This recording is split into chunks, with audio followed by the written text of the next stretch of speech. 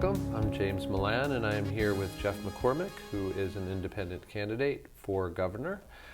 Thanks so much for coming in to talk to us today. Thank you for having me. We're going to get right to a review of the format today. This is a live-to-tape interview, and that means that once we get going, there will be no edits. There was no pre-screening of questions, and there will be 2 minutes strictly enforced permitted for answering each question. And finally, we will start with a 1-minute opening statement from the candidate and follow that with the questions, and then have the candidate make a 1-minute closing statement. So we invite you to make a 1-minute opening statement. Thanks, James. I appreciate it. I'm Jeff McCormick, and I'm an independent running for governor. I'm running because the system is broken. By way of background, I'm married. I have 3 children, ages 10, 12, and 12. Those would be Irish twins.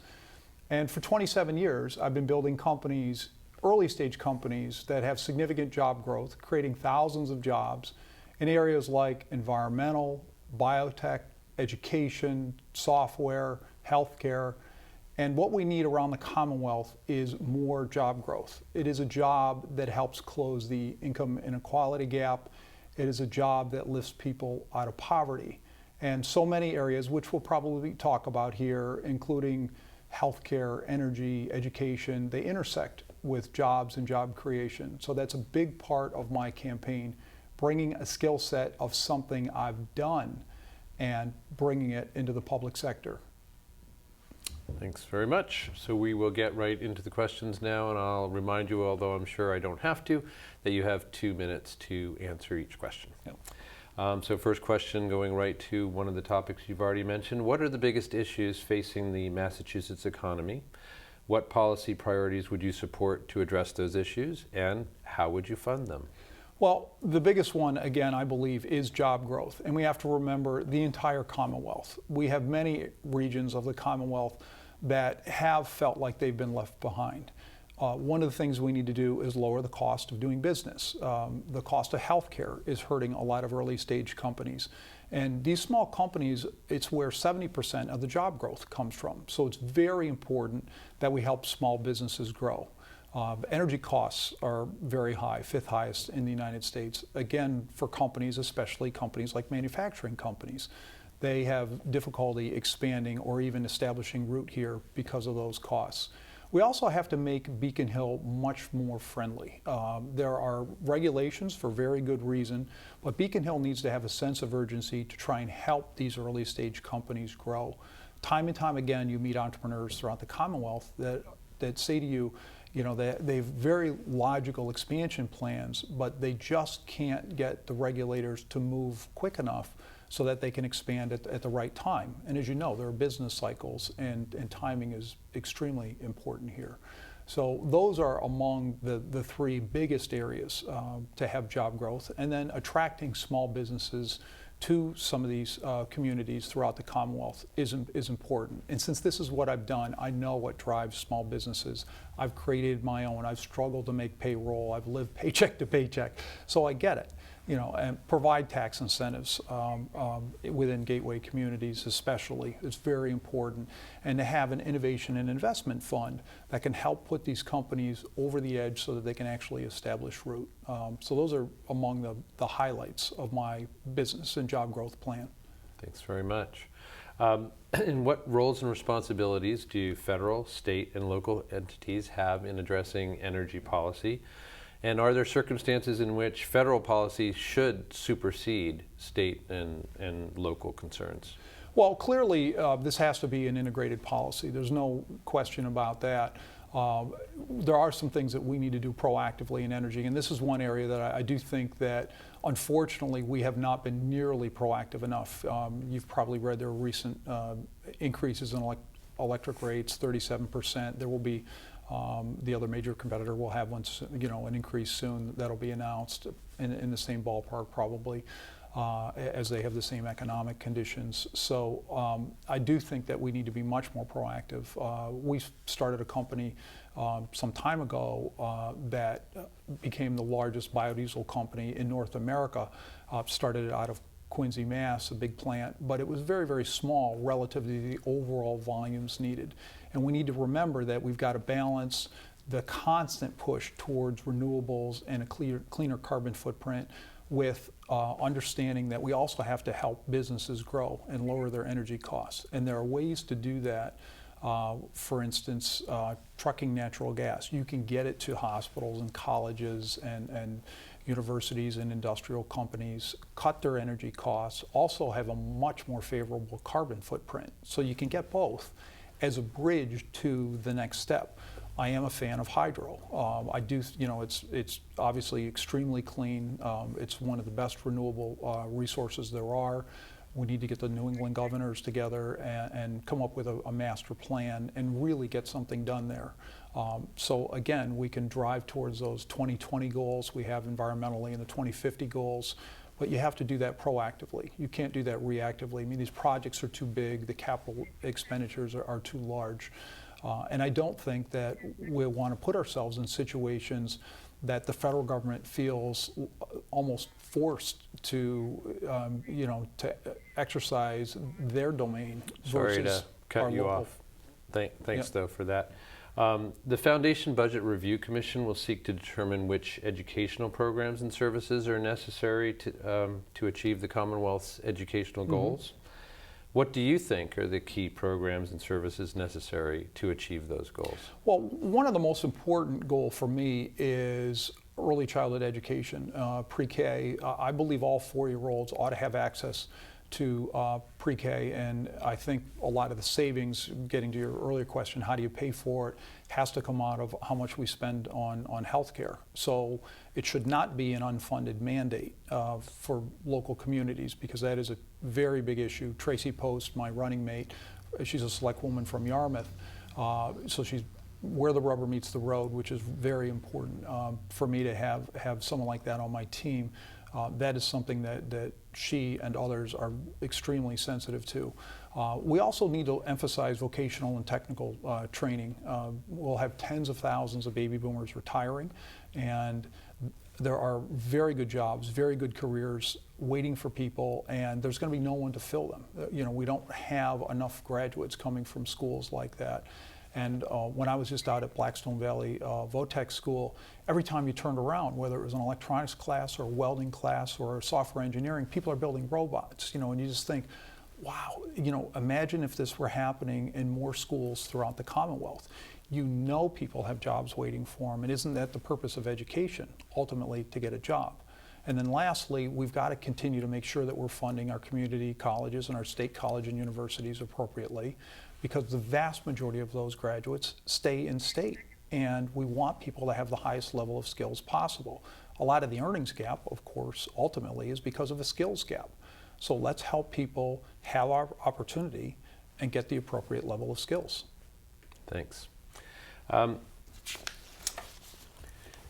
Do you support the expansion of charter schools in Massachusetts? And please explain your reasoning for doing so or for not. Sure. I do support the expansion of charter schools. And when you think about what charter schools are about, it's about innovation. It's about trying things that are different, of coming up with some best practices and implementing those best practices. I don't think charter schools are the be-all and the end-all. In a perfect situation, we just have great public schools everywhere. And as you know, we don't. We have some public schools that are achieving, quite well and serving the communities well, and others that aren't. So I love when I visit charter schools. I visited Alma Del Mar in New Bedford, and the students, the vast majority of them, were on free or reduced lunches, almost 20% English language learners, very, very mixed population, and they're achieving, just after a few years, they're achieving 70% of the kids are proficient in school, whereas locally it's in the 30% range. So you say to yourself, they're doing something right. They're coming up with some best practices that more and more schools ought to use. And that's really what charter schools are all about. So I do think that we should continue to push the edge of the envelope so that we do come up with a better system, because that's what creates opportunity for our kids. What, if any, roles do federal and state governments have in addressing the ever-widening income gap? in the United States, and please be as specific as you can. Yeah, well, again, so much of the income gap comes down to a skills gap. So that does very much relate to education. It relates to expanding VOTEC schools. Some of it, and it's not all about STEM jobs either. I'm trained in the sciences. Some people, aren't. We've got to realize that there are so many jobs that if we just talk to businesses, if we talk to industry, where are they going? What are the skills they need? And it's something else that a number of schools do extremely well, including Blackstone Valley, which I mentioned to you. They have hundreds of partnerships with businesses, so they know where they have to educate kids and what jobs are going to be available. Because that's the real key here, to constantly have upward pressure on wages because people have such high skill levels. So closing the skills gap is instrumental if you also want to close the income inequality gap, which is disproportionately to the very, very high levels of income, and that's been continuing for the past 30 years, and most recently it's been more pronounced than ever in the history of our lifetimes. So it is about working with people, middle class people. I'm from the middle class, I get it, and helping people have more opportunity. Some critics have labeled Massachusetts Taxachusetts. I'm sure you've heard that. Do you believe that the fees and taxes that are levied on individuals and corporations are appropriate, or do these rates need to be reevaluated and redistributed? And again, I'll ask for specificity, please. Sure. Well, I do think there are some taxes that we need to look at. Clearly, the inventory tax, when you look at how low the tax revenues are relative to how many jobs that prevents. There have been some reports upwards of 50,000 jobs that we could generate in Massachusetts for $6.2 million of revenue. I mean, that's just not a smart trade-off at all. So I would eliminate that. I've already mentioned that we ought to have tax incentives for small businesses to locate in certain regions throughout the Commonwealth. I think that makes an awful lot of sense because, again, that's where the job growth comes from. And if you really want to revitalize, whether it's an area of town or an entire town or city, it's with jobs and job growth. So that to me makes an awful lot of sense as well. I do think that we ought to try and get back to the 5% income tax, which was essentially something that the Commonwealth people voted on it, and yet we got away from it perhaps for extenuating circumstances. We're kind of inching back. But we ought to have a little bit more proactive way of doing that, and you can do that just through normal attrition and using technologies much more efficiently within the Commonwealth. Beyond that, though, I sincerely believe if we're going to make the right levels of investment in education, helping people in need, helping our elderly as we continue to get older, we've got to make sure that we're serving the interests of people of our Commonwealth well, and driving efficiencies again with technology in many places and cases, so that we're at the point that we feel like things are all moving in the right direction, and then you reassess other taxes. Small business people will tell you, though, there are a lot of fees that they get hit with that continue to go up and up, and people, since they're not organized the way big businesses might be, sometimes they feel like they're underrepresented. There's a squeeze. Thank you. What do you think are the biggest immigration issues facing Massachusetts, and what would you do about them, and how would you fund such efforts? Well, some of the immigration issues don't require substantial funding. Just to go in no particular order, one thing I think is very important to have driver's licenses for people. It's creating too much distrust within communities. People, they have healthcare concerns, they have education concerns. Obviously, people need to shop, people need to get to jobs. So that becomes a safety issue more than anything. And when you talk to people in law enforcement, they believe that that's also very important. And the issue of you can't get insurance if you don't have a driver's license. I don't know about you, but I want to be on the road with people who are safe, trained, and have insurance, if at all possible. I believe in in-state tuition because you want people to be as educated as possible. They're going to be the job creators. Everyone's our future workforce, not just immigrants, everyone. So, this country was built by immigrants. With a name like McCormick, you might gather that I'm a descendant of Irish immigrants. So that's something, again, that I feel very, very strongly about. We also have to do everything we can to make sure that the leadership within communities is reflective of the communities, so that people truly feel like they have a voice, have a place at the table, and that we build as much trust as possible within the communities. And we've seen elsewhere in the country some examples where people were underrepresented, whether it's within government, within law enforcement, and that's not healthy, I don't believe, long term. So that's also something that we ought to look for going forward. Thanks. Please give us an example of one issue on that you and your opponents agree on, and then two issues on which you differ, and why it is that your own positions would represent the best interests of the Commonwealth. Well, I think there are some issues that are more about equality and about human rights and truly having justice for all, that all the candidates, I think, agree on at a high level. Of course, the details can be, people have different views.